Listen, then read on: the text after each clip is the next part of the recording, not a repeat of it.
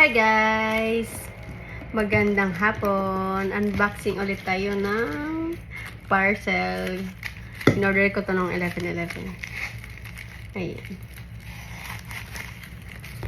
Mag-unbox ulit tayo ng parcel.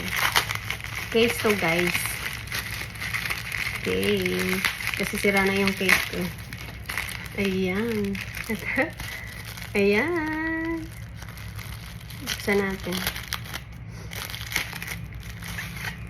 Ayan, ang ganda, oh.